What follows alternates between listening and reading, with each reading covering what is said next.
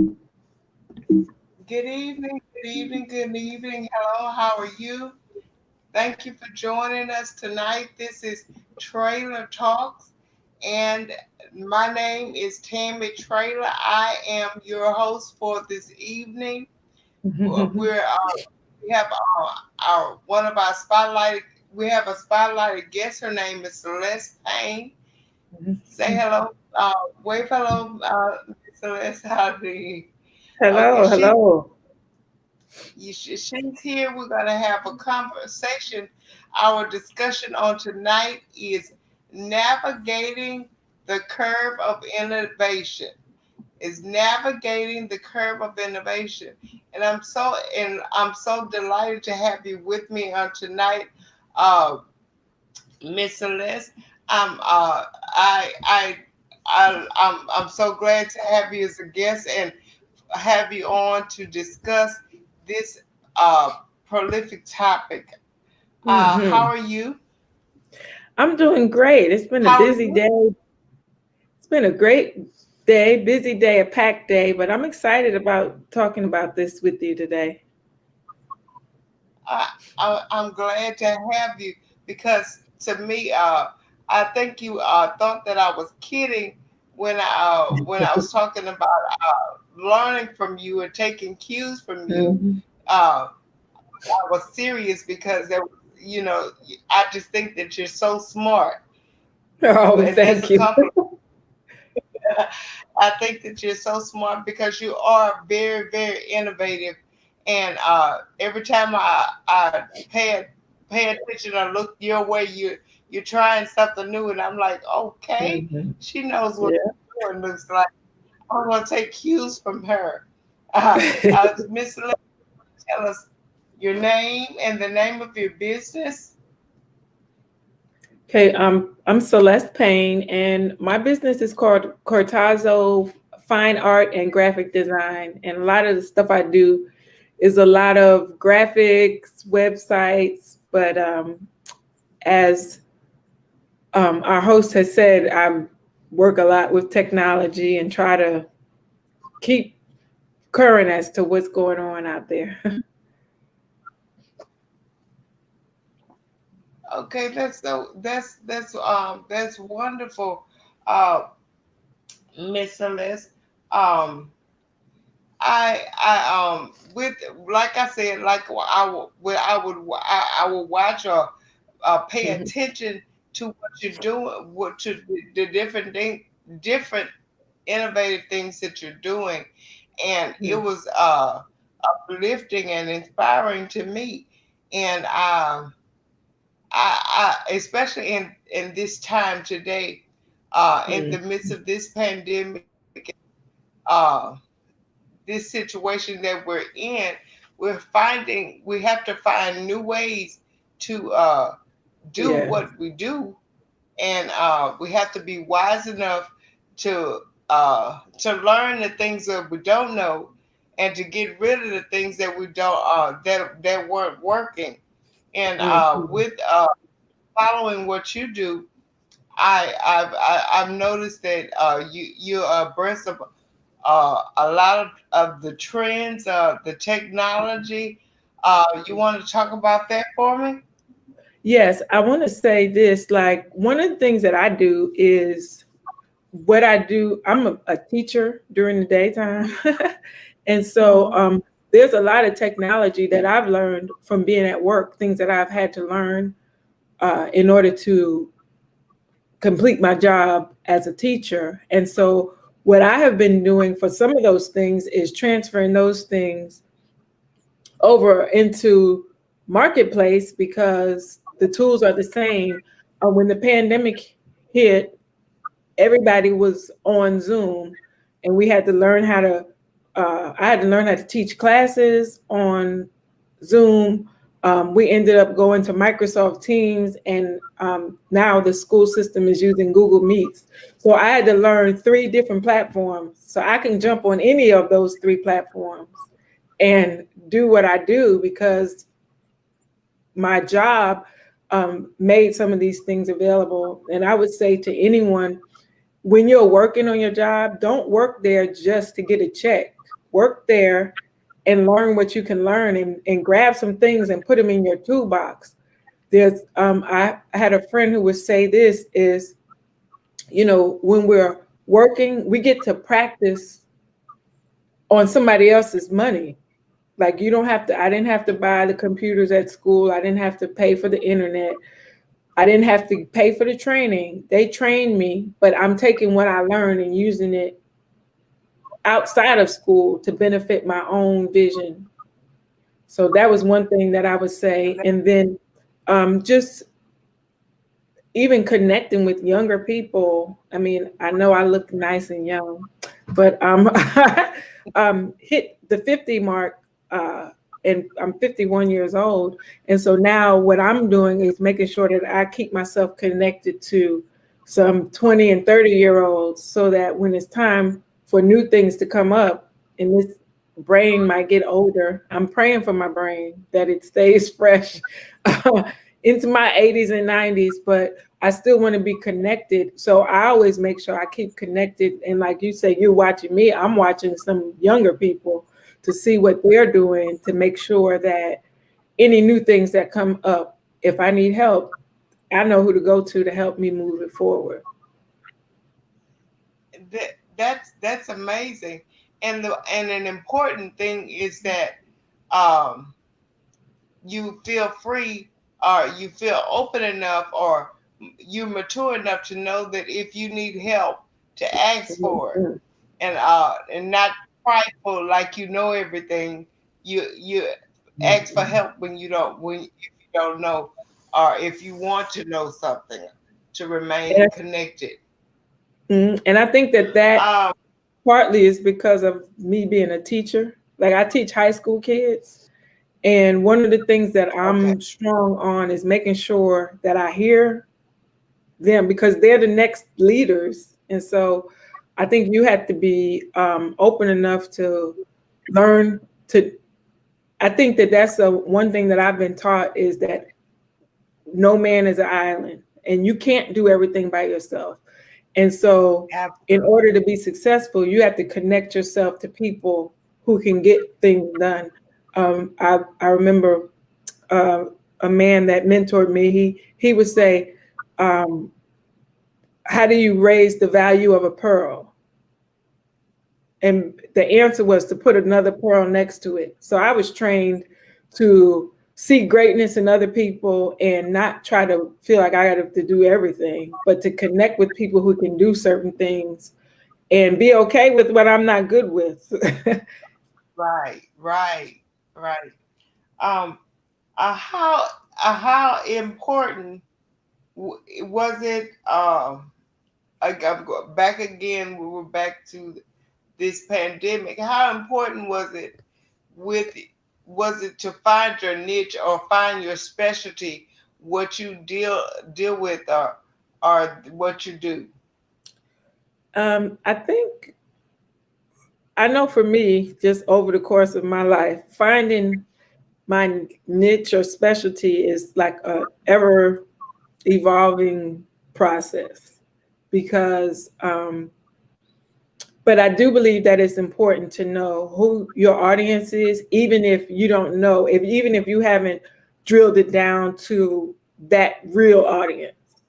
I think that it's important to, as you're starting your business, or even uh, your business is evolving, I think it's important to know what your vision is and what your mission is, and keep that before you, because it's very easy, like in a pandemic, to get distracted and say, well, I don't want to do this. I'm going to go and jump and do this because this looks like something that could prosper me or whatever, instead of making sure that you stay true to your vision and your mission. And when you have created that, and or discovered that, you'll know who it is who needs what you need. But then as you evolve, that becomes clearer.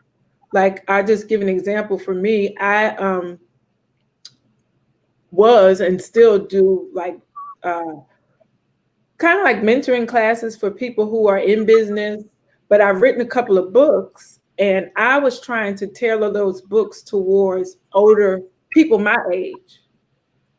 And I Yes. realized the book is called I Love Me Some Me, and it's like a self-esteem book. And so I wrote that book basically based on my own self-esteem struggles and things that I had gone through. And I was trying to share it with people my age. And so I was right because I was in women. But then recently, that niche got drilled down to, like I say, I work at a high school. And so I discovered that many of the girls graduate, they don't know what to do those first couple years. And so the niche was unfolded before me as I kept going forward. Now, if I had quit and said, you know what, these 50-year-old women, they don't want to hear what I got to say, I would have missed this new audience. And so I Yeah. would say that it's important to find your niche, but don't be so hard on yourself or so rigid that you can't adjust when a new pocket of clients come, or the big picture you thought you had got dwindled down to a smaller pool of people. Wow. That's powerful to know your audience, but be sensitive enough to know when you need to shift or when you need to Hmm. switch. Uh, you want to cater to who's listening to you, not who Right. you think that you'll be able to reach. Because personally, in in my arena with the church arena, I wondered why I wanted to preach to the 50-year-olds and the Hmm. 60-year-olds. You know, they used to go on the church, but a lot of the people that I minister to, they're like young adults. They're in their Hmm. 30s, they're in their late 40s or whatever, and that's who my audience is. And I had Right. to get used to that. Hmm. Half of them, they were half unchurched or half church, Right. so I had to know who who I was called to, and be Mhm. okay with that. Right. How let's see, how valuable I noticed that you switched a few things around. So how Mhm. valuable did you for rebranding? How valuable is that to you? How valuable was that to rebrand and re Yes. yeah, go ahead. Well, what I would say to that is that it's very valuable, and you need to know the things that, like, I'll give an example. I've worked with people who have written books, and they've taken that same book, changed the cover, and relaunched it. The content of the book is still valuable. It's just the packaging needs to be changed to uh, appeal to the new audience, and so, or to the audience you tried to reach before. Sometimes you got to repackage it in order for it to appeal to them. And I've seen, I've worked with, I've had to redesign book covers. That's something, as a graphic designer that I do, is design books and do branding for people. And so I've had to do it times for other people and for myself. Um, some things get the image gets outdated, even though the content is still valid. And depending on who, if I'm trying to target something, some information towards millennials, it's going to look totally different than if I'm targeting it to some baby boomers. And so I think you have to be willing to rebrand. And then there's like market research that you have to do to, when I say market research, it doesn't necessarily have to be an intense study, but it can be looking at what things your audience likes to buy. What do those things look like? There's several things you can look at on Google. What colors appeal to a certain age group or a certain audience? And so it's very important to rebrand when you need to, but I would caution against rebranding every week. doing something new every week. Like I've had some groups that I work with that have two logos. You don't need two logos because you're going to confuse your audience. So why not pick the one that you want and use it and work that one, and not confuse. You don't want to confuse your audience by changing too much. Is what I want to say. Wow. Okay. Um, I I I appreciate that bit of information. See, I'm taking cues now. All right. So you said that it is necessary hmm to rebrand or remarket, but be careful about rebranding or remarketing too much. Yes, because you confuse your audience. Like they don't know. Like if Okay. they're looking for your particular logo and it's changing every week, they're gonna be Okay. like, because you want brand recognition. Like when you look at companies like Coca-Cola, they don't Yeah. change. They don't necessarily change their logo, but they might change their message depending on who they're marketing to. So I Okay. know Okay. Coca-Cola when I see it. Babies know. I know. Remember my son when he was little, he knew before he could read. He knew Taco Bell, Burger King, McDonald's. Definitely knew McDonald's because their Okay. branding is such that you recognize it. But every time they come out with a new sandwich or a new meal deal, it's presented in a different way, but you always recognize that logo. Okay.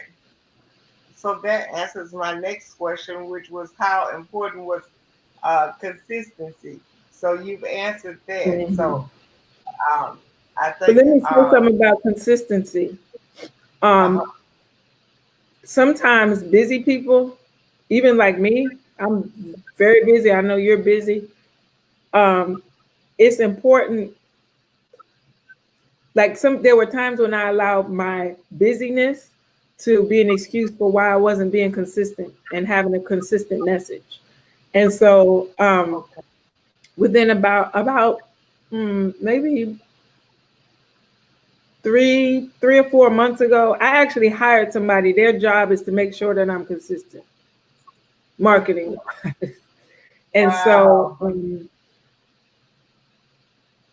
what she does is we have a social media plan, and there's a Okay. schedule for what days. Like I knew I couldn't post every day, so sometimes we try to do what other people do. Like there's people that post. There was a lady I was following, and that's another tip too. Is in Facebook, in the back of your Facebook, you can actually Hmm. follow other people's marketing and see what their posts, how well their posts have done. So there was a lady I was watching because I like doing like encouragement posts and then clipping them to one of my products. And I saw that she was like posting like 4 and 5 times a day. And at first I was trying to like at least post once a day. And I realized, you know what, this is too much because I don't want to just post anything. What I want to post, I want it to be meaningful and have intent and a purpose, not just to be posting. So we came up with a plan, and my plan is we post Monday, Wednesday, and Friday. We decided on Mondays we're going to do um, like my main encouragement post for the week. Wednesdays we're going to do an awareness post to say, "Oh, did you know that we blah blah blah?" Just to make people aware of what we're doing. And then on Friday we're going to do an engagement post where we put a question out there and have people respond to it. That's my plan for now because I work a job, I have a kid that plays basketball, so I don't have time to do everything. And so I think that it's important to be consistent in whatever you say. So if you say you're going to post once a week, do it once a week, but make it a good one. If you're going to blog once a week, make sure you write your blog once a week or once a month. One of my goals, I haven't, we're working on, we're growing. So as this person has been hired, we're making sure that for a series of months, we are consistent with the social media posts. And then we're going to branch out into adding on an email blast.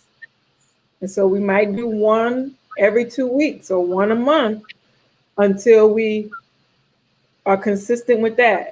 Because I think you can overwhelm yourself. And then, like, I can't, I'm still a small business, so I can't afford to pay somebody to do it full time and be working 24 hours a day on social media. So I'm working with my budget and I'm working with my time and being consistent with what I said and not breaking my own laws by not doing what I said I was going to do. Okay. Okay. That's good. Well, let me ask you, do you suggest that you bring in someone else if to do social media by itself, or can you do it yourself? What? I think you can start doing it yourself, but what I found that it was overwhelming. And then like the young lady who helps me, she's young. She's like 23 years old. So she stays up late at night. Like she might send me something at 2 a.m. You know what I mean? While I'm sleeping. But when I wake up, I can see what she's done. I give her my comments, and she's very creative. And then there's times when I was too busy to come up with a post because we have a shared document where I have posts that I've already created over the years. So I put them all in a folder and I'm like, okay, here goes some you can pull from. But then at times she pulls them for me and she actually goes on my website and pulls. See, she texting me right now. She pulls products off my website and creates a post and connects them to a product to make sure that everything we post connects to some type of something that I offer, either joining the email list, buying a product, or watching a video or something. And so she does that. I don't have to do that. But I do suggest, I do get the final say on everything. Like she does, unless I really, like one day last week, I just didn't, I was so busy, I didn't have time to respond to her. So she was like, I'm posting this. If you don't want me to post it, let me know in the next, 10 minutes. But it was fine because it was something that we, that was consistent with what we've been doing. But I would suggest you hire someone. I hired this young lady, give away my secrets. I hired this lady off of a company called Upwork. And Upwork allows you to work with people from all over the world. So she's actually in the Philippines. I posted today. She must have power. She messaged me and told me that they were having a typhoon, like a bad storm, and she may not be able to do the posts today. But she's messaging me now, so I'm sure she's got something. She's ready to. She's either posted it or gonna post it tomorrow instead of today. So Upwork allows you to set your price that you want to pay, the number of hours you want to work, and basically once you post your job, because I posted a social media assistant. That's what I posted that I needed, and I got several like people from all over, from India, from from United States, from Philippines, from many countries wanted to do work for me. And I had to go through the process, interview this young lady. She wasn't the least expensive person, but she did what I could see examples of what she did that was like what I wanted. And so Upwork is a great source for if you can't afford to pay somebody you know, American wages at this time. One day I'm going to get there, but I'm not there right now. So you can, hire somebody that can do it at a price that you can afford, and set the limits with them as far as how much you want them to work. Okay, and you they then they work according to the hours that you chose with that you picked out at the beginning. Yeah. So if I say like my hours have set, we're set for her not to work any more than 10 hours a week. Right now we're Okay, averaging about 4 or 5 hours a week, because a lot of, okay, like I say, a lot of the stuff I've already done. And then like the flyer that you saw for that we redid, not redid, but I had two events this week, so I wanted to put it on one flyer. Well, she made that. So I just was like, can you create a flyer? And I don't know how long that took, maybe an hour or so. So this last week I think she worked 3 or 4 hours, but it's affordable. okay, okay, okay. Another one of my well, actually my publisher, Mhm. she is going through a company, a hub. It's called the hub. She's going through a hub like that, where she Mhm. has staffed her entire the entire staff, and they they described something just like you Yeah. you just Mhm. described. So that's something worth looking at. I told you I'm taking cues. I'm taking notes. So uh, that's amazing, and that's very resourceful. Um, Mhm. how do you deal with the naysayers or people that don't understand what you do?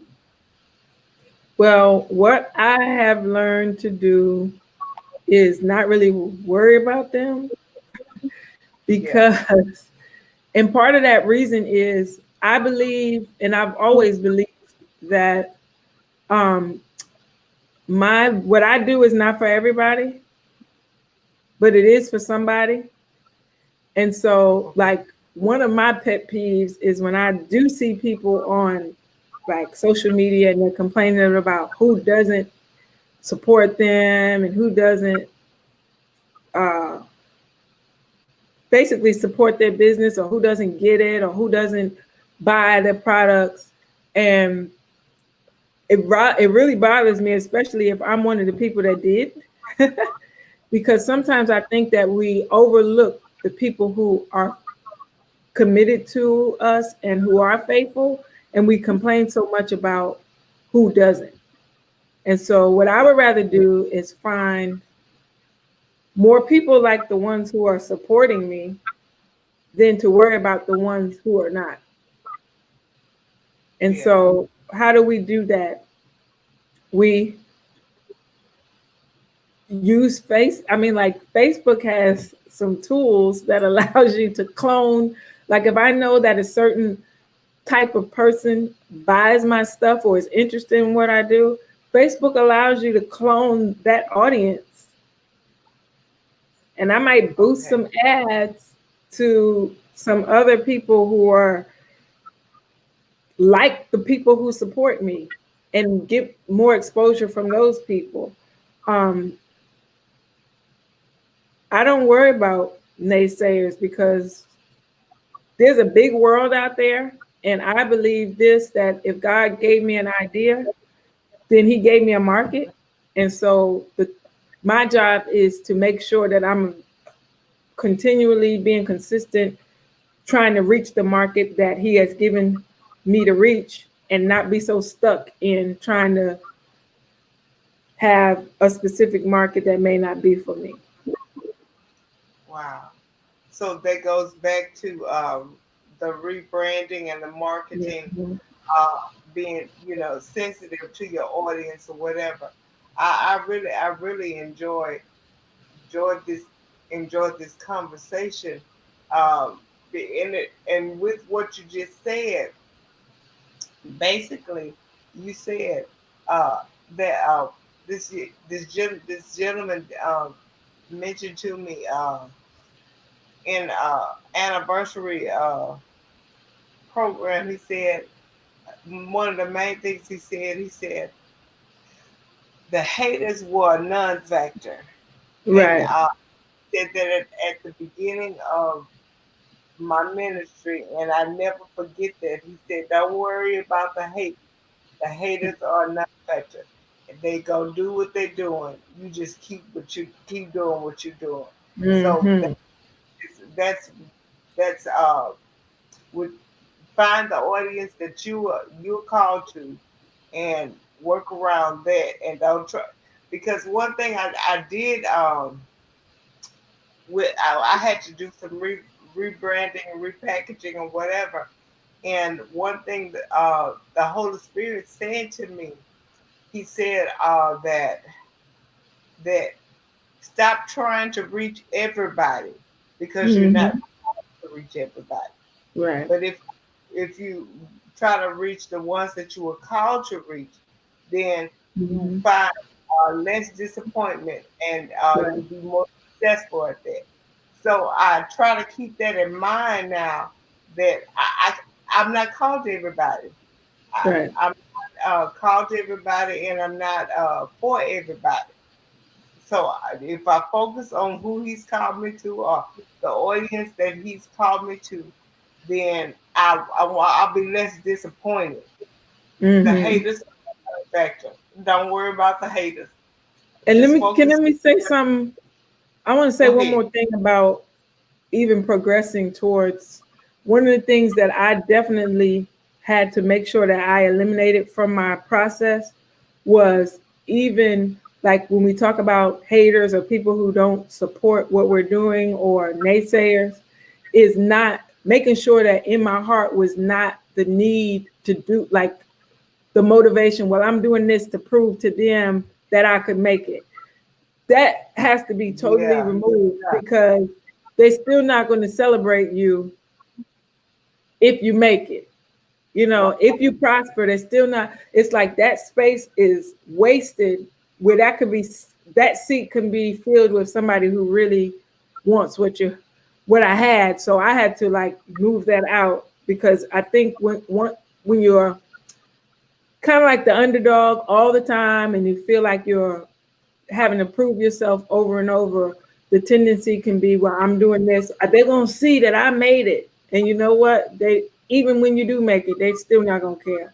So I'd rather get the attention of someone who can really make a difference in what I'm doing than wasting my time trying to prove something to somebody who's probably never gonna understand. And if they do, that's great. But I'm not focusing on trying to make you understand because if you were going to understand, you would have understood by now.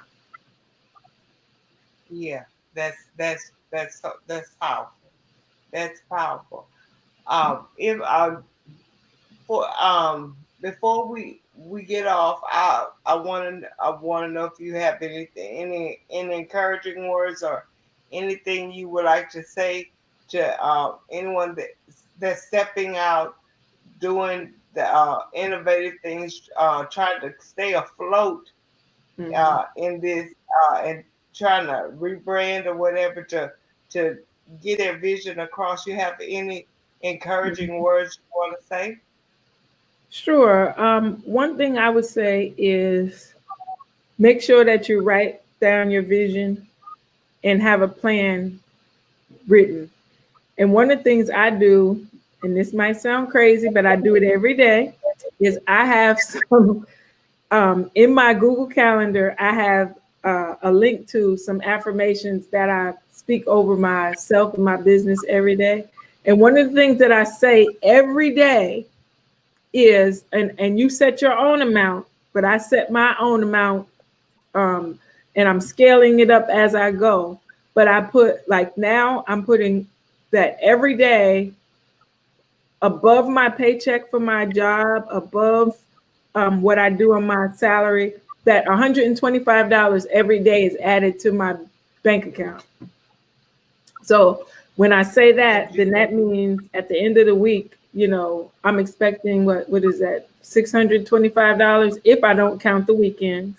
Anything else is land yap extra times four four. I mean that 125 times 5 days a week times uh, 4 weeks times 12 months comes out to about 35, 40 grand, right?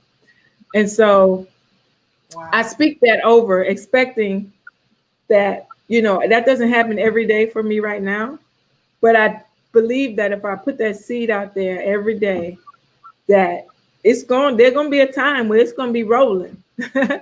So one of the things I Yeah. do is speak affirmations and over myself and over my business every day.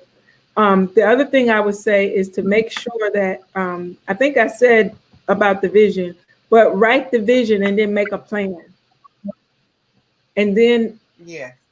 seek out, like, find people like the people you want on your team and start writing up some job descriptions of who you want working with you. Not necessarily the person, but the type of people you want around you. And start confessing that stuff too, because I believe that if you speak things out in the atmosphere, they have to come to pass. But sometimes we speak and then we stop talking and then we don't say it for 6 months and then we wonder why we don't have what we say because we didn't say anything. So that would be Yes. that. And then connect with groups that, uh, like women's groups or business groups, or what, because it's not just women, but if you're um, in a particular area, like let's say you're accountant, connect with some accounting groups because you'll learn a lot from other people. And yes, it might be an investment to be in their organization, but I would say connect with them because you'll meet people that can help you get places outside of your normal network. So another thing I would say is step out of your normal group, because if you're not feeling successful in your group, it's time to move. One was about 2 years ago. I swiped on Facebook.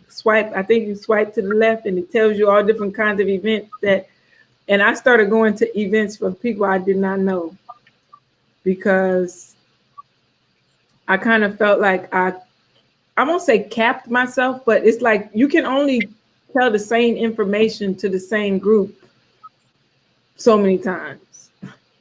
And so I felt like I needed to not diss my group and not speak to them anymore, but to expand my group and embrace some new people into my circle that maybe could take me or give me access to places that my regular circle could not.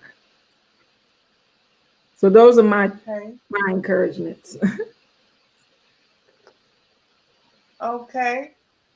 Well, it's all of this information is so powerful, it's so valuable, and I thank you so much for coming on, Miss Payne. I'm saying Miss Thank Payne you. because we're on a different. But Right. thank you so much, and I've learned a lot from this interview, and I told you I'm taking cues because it. If you don't know where you're going, well, we won't know. Don't tell nobody.